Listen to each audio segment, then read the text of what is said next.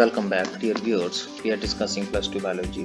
Today we'll start with a new unit, that is ecology and environment. In this unit we'll start with the chapter number 13, that is organism and population. So before starting the chapter, let's first understand what is ecology.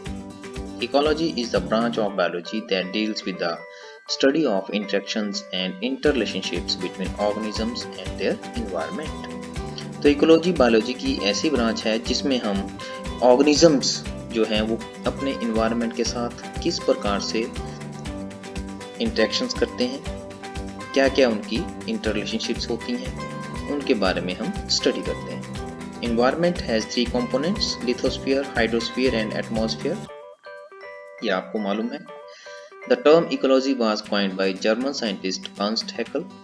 Ecology has 2 approaches, auto ecology and syn ecology.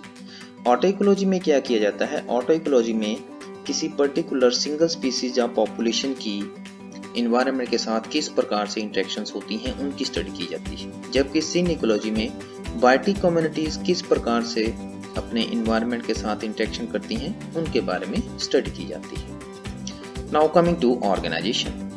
Organisation is a systematic arrangement of smaller and simpler components into larger ones in a hierarchy where each level is formed of components of lower level and itself becomes part of higher level for achieving a common goal।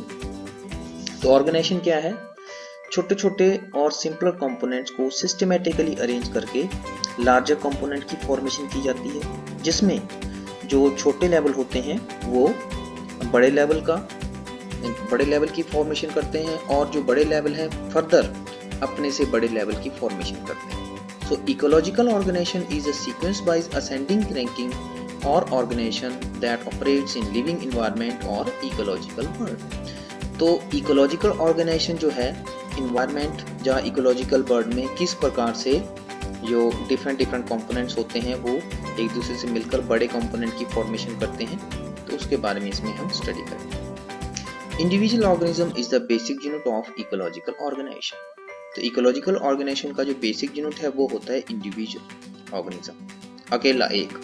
Only the organism has independent existence, it's component can not do so. तो जो organism है वो ही independently exist कर सकता है। जैसे for example man की example नहीं, तो मैन कैन एग्जिस्ट इंडिपेंडेंटली, लेकिन उसके जो कंपोनेंट हैं, जैसे हम बोलें कि हार्ट है, किडनी है, वो अलग अलग इंडिपेंडेंटली एग्जिस्ट नहीं कर सकते। Organisms do not live in isolation also. ये हमें मालूम है कि कोई भी व्यक्ति इस संसार में अकेला नहीं रह सकता है। So they show both intraspecific and interspecific interactions. तो दोनों प्रकार के इंटरेक्शन शो करते हैं। इंट्रास्पेसिफिक का मतलब अपनी ही स्पीसीज के मेंबर के साथ, और इंटरस्पेसिफिक मीन्स अन्य स्पीसीज के मेंबर के साथ इंटरेक्शन शो करते हैं। There is perfect adaptation to the environment at each level of ecological organization।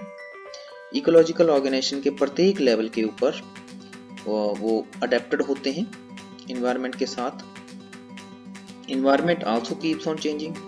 Organisms obtain energy and material from their environment। They also exchange material and information around their surroundings।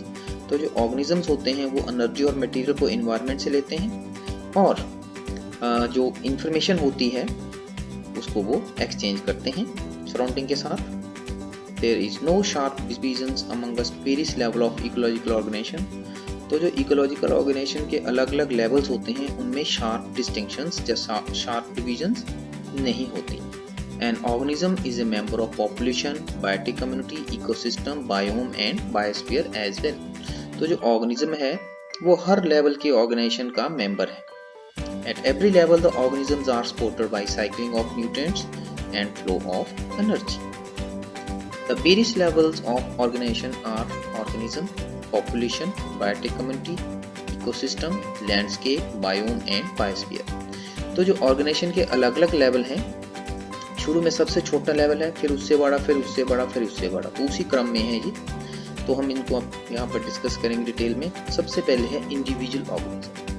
जैसा हमने पहले देखा अपनी ongoing discussion में कि जो individual organism है वो बेसिक यूनिट है ecological organization. So individual organisms, they are the basic units of ecological organization, having distinct living entity carrying out all processes separate from life processes being performed by others।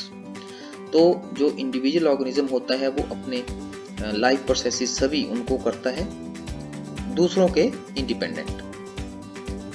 They show both interspecific and intraspecific interactions, ये अभी आपको पीछे बता दिया। Each organism has a particular form, physiology, behavior, distribution and adaptations in relation to environmental conditions। तो प्रत्येक organism की एक पर्टिकुलर फॉर्म होती है, फिजियोलॉजी होती है, बिहेवियर होता है, उसका डिस्ट्रीब्यूशन और इन्वायरमेंटल कंडीशंस के प्रति वो अडेप्टेड होता है। Next is population. Individuals of the same species constitute the population. एक ही प्रकार की एक ही स्पीसीज के जितने भी इंडिविजुअल हैं, अगर उनको इकट्ठा कर दिया जाए तो उसको हम पॉपुलेशन कहते हैं, जनसंख्या। Species, group of individuals having similar characters and ability to interbreed freely among themselves is called as a species.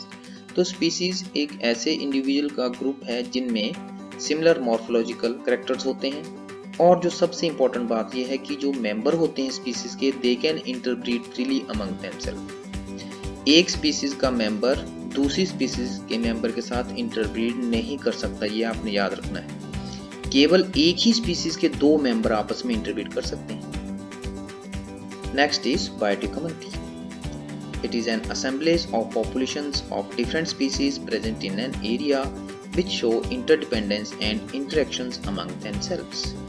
तो किसी भी पर्टिकुलर एरिया में जो अलग अलग पॉपुलेशंस होती हैं उनको सभी को इकट्ठा करके हम बायोटिक कम्युनिटी का नाम देते हैं। Next one is ecosystem. Ecosystem is a segment of nature consisting of both living and non living components which interact with each other and exchange energy and matter with each other।